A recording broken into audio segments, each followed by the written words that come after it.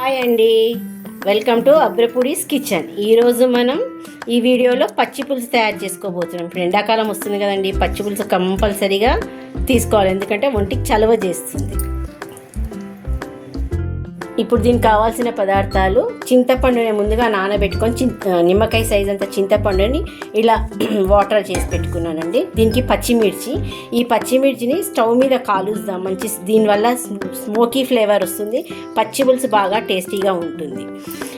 ఉల్లిగడ్డ, ఎల్లిపాయ, జీలకర్ర, పసుపు, నువ్వులండి, తెల్ల నువ్వులు వేయించి పొడి కొట్టుకొని పెట్టుకున్నానండి. ఇప్పుడు స్టవ్ ఆన్ చేసుకొని దీనికి కుచ్చి పెట్టుకున్న పచ్చిమిర్చిని ఇలా కాల్చుకుందామండి. జాగ్రత్తగా చూసుకోండి, ఇలా అలా అనుకుంటూ మార్చుకుంటూ కాల్చుకోండి.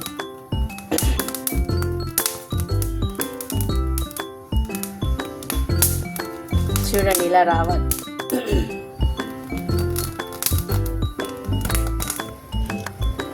చూడండి, ఇలా బ్లాక్ కలర్గా ఇట్లా వచ్చేసేయాలి, కొద్దిగా బ్లాక్ గ్రీన్గా రావాలి. ఇప్పుడు దీన్ని మనం రోట్లో వేసుకొని దంచుకుందాం. కొద్దిగా ఇందులో రోట్లో ఇలా కాల్చిన పచ్చిమిర్చిని కొద్దిగా కొత్తిమీర వేసి రోట్లో కొద్దిగా ఉప్పు వేసి దంచుకుంటున్నానండి. దంచుకొని చూసారుగా ఇలా ముద్దలాగా చేసుకొని ఇప్పుడు దీన్ని మనం ఈ ఉల్లిగడ్డలో కొద్దిగా కోసుకొని పెట్టుకున్న ఉల్లిగడ్డలో కొద్దిగా ఉప్పు వేసుకొని ఇలా పిసుకుందామండి. మొత్తం ఈ పచ్చిమిర్చి ముద్ద, కొత్తిమీర, ఉల్లిగడ్డలు బాగా ఇలా పిసుకుందామండి. ఇది చేయితోటైతేనే మంచిగా వస్తుందండి, ఏ స్పూను ఏ గరిట పెట్టినా సరిగా రాదు.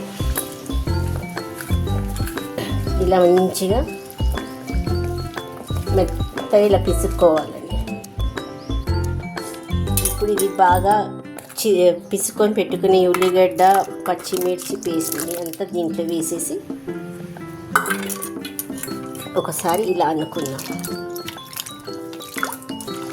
తగినంత ఉప్పు ఇలా దీంట్లో ఈ పులుసులో వేసుకున్నా కూడా ఒకసారి ఇలా అనుకోవాలండి.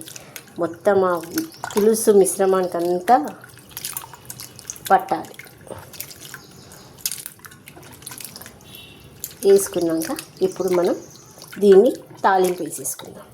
కొద్దిగా కారం అండి, మనం నువ్వులని వేయించి పొడి కొట్టుకున్నాం కదా, అది కూడా వేసేసుకుందాం. వేసేసుకొని ఒకసారి ఇలా మొత్తం కలిపేసుకుందాం.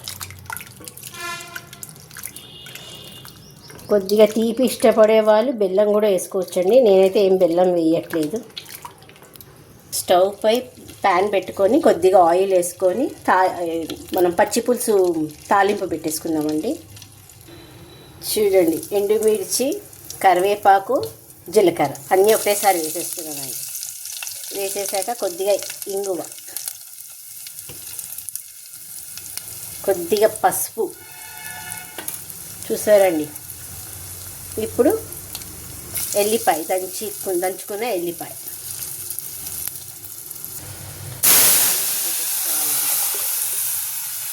తాలింపు పెట్టేసుకొని ఎంబటి కొద్దిగా ఉప్పు చూసుకొని ఎంబటే స్టవ్ కట్టేసుకొని దింపేసుకోవాలి.